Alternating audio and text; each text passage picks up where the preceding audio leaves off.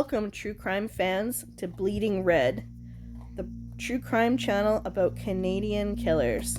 We're going to start with Yves Trudeau, Canada's most prolific serial killer. He was known to have killed upwards of 30 people between 1973 and 1985, most of which occurred during a number of different conflicts involving the Hells Angels. Will tell you that this is an illusion, a carefully crafted public image which disguises the reality. They say the Hells Angels are a ruthless gang who deliberately fly under the radar as they build their criminal empire. Yves Trudeau was known through his life as the Mad Bomber or the Apache. He was alive from February 4th, 1946 to July of 2008 and passed away of bone marrow cancer while incarcerated.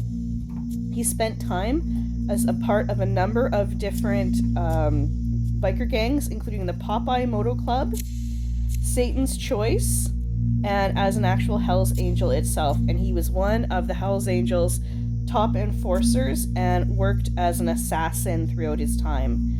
He did manage to become involved in a number of conflicts with those organizations: the Popeyes Devil's Disciples War, Satan's Choice Popeyes War, and First Biker War. Those were all in Ontario and Quebec area, and he was involved in all of them.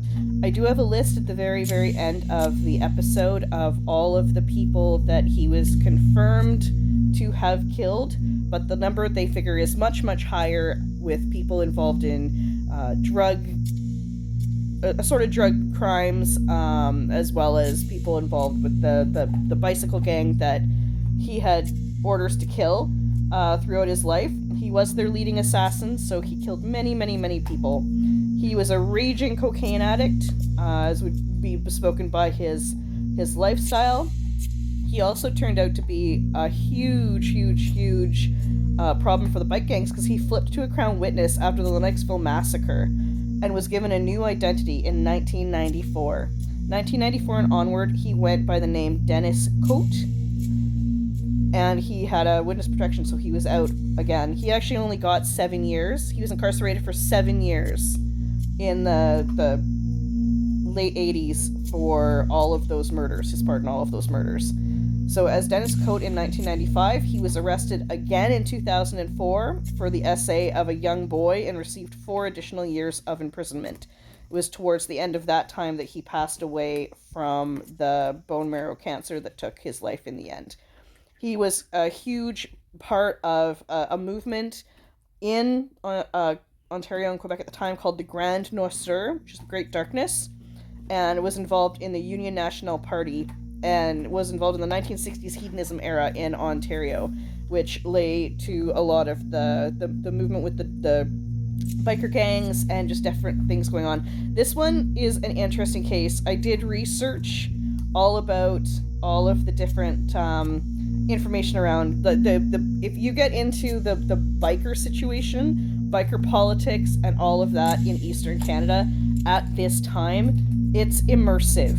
There is so much going on. I'm a West Coaster, and I can honestly say that I was a little bit overwhelmed. I did not think that the Hells Angels in particular and biker gangs in Canada were ever this active. They killed a lot of people, and there was a lot of very huge biker wars that led to a lot of people dying, a lot of crime. Obviously, Yves was quite busy during these periods, and he gave them enough information that he only got 7 years incarceration and managed to get a new identity out of it, which sadly didn't stop him from committing additional crimes. And he's probably a person, honestly, for me, looking through his list of crimes, he probably should have never gotten out. Here's them after one of I think this is them immediately after the thing they call the Lennoxville massacre, and them finding all the bodies in the late 70s. He was a crazy individual. He was involved in a couple of bombings. The reason he has the nickname Apache is actually because he was known at one point to scalp some of his victims, so he cut off their hair. He was known for using a knife, using a gun. I think within the assassin world, pretty much whatever he could get his hands on and whatever was convenient. But he killed many, many, many people. You think 43 people? That's William Picton levels. That's not something that you see in Canada often. And the fact that he received so little jail time, I mean, obviously he turned as a witness. This is the list of the people that they know he killed. There were quite a few more. My AI was being fruity. So here's a whole bunch of news articles about him, mostly more recent. They're to do with his 2004 arrest. But there's so much. So much. Like I said, if I got into the politics of the motorcycle gangs at this time, this video could be hours. There was so much. Here's him getting an award from somebody, which is laughable, before it was found out that he was this assassin. He was most prolific killer and hitman of the Montreal created. So he was, I mean, for me, he would have been mostly or prominently in the news when I was probably too young to really know who he would have been.